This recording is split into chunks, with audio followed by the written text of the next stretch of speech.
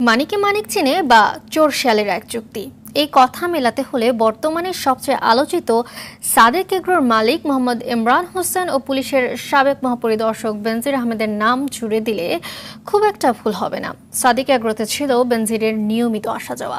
শুধু তাই নয়, বেনজির আহমেদের বড় অঙ্কের আর্থিক বিনিয়োগ রয়েছে সাদেক এগ্রোতে। আরও দেখুন শাকিলা করিমের রিপোর্টে। সানবিট সব দিবে সামাল। সানবিট ম্যাজিক প্রেস ডিশওয়াশিং এর মাথা ঘোরানো সলিউশন। আল্লাহ নসিবে লাগছে তাই হইছে। আচ্ছা, এর চেয়ে বড় কিছু আর কি বলবো।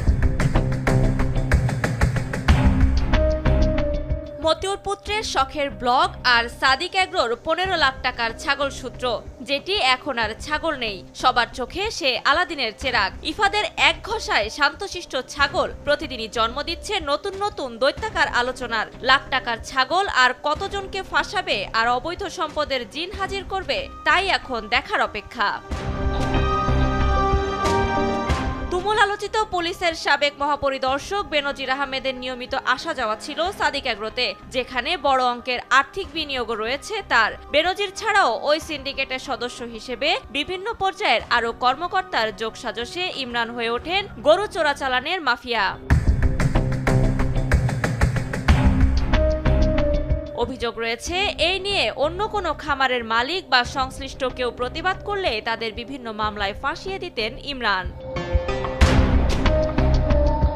ইমরান দেশের বিভিন্ন সীমান্ত দিয়ে অবৈধভাবে 4টি দেশ থেকে গরু আনতেন। বিদেশ থেকে যেসব গরু আনা হতো তার বেশিরভাগই রাখা হতো আমিনবাজার 16 নামের এলাকায় সাদিক এগ্রোর আরেকটি খামারে। এসব গরু আনতে সরকারি অনুমোদন নিতেন না তিনি। এ কাজে তাকে সহযোগিতা করতেন শেখ জাফর ছোটন ও নাজিবুল্লাহ।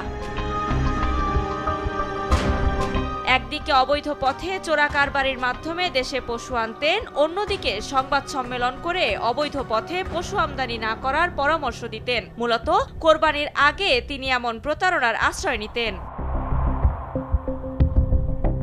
জানা গেছে, পুলিশের সাবেক মহাপরিদর্শক বেনজির আহমেদের গোপালগঞ্জের গরুর খামারটিও প্রস্তুত করে দেন ইমরান। শুধু তাই নয়, চোরে চোরে মাস্তুতো ভাইয়ের নজির হিসেবে অবৈধভাবে সীমান্ত দিয়ে আনা বেশ কিছু গরু বেনজিরের খামারেও পাঠাতেন ইমরান।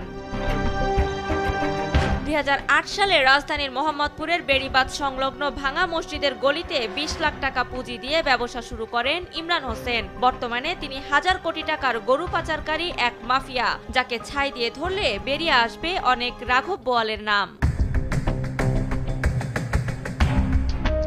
শাকিলা করিম, RTV, ঢাকা।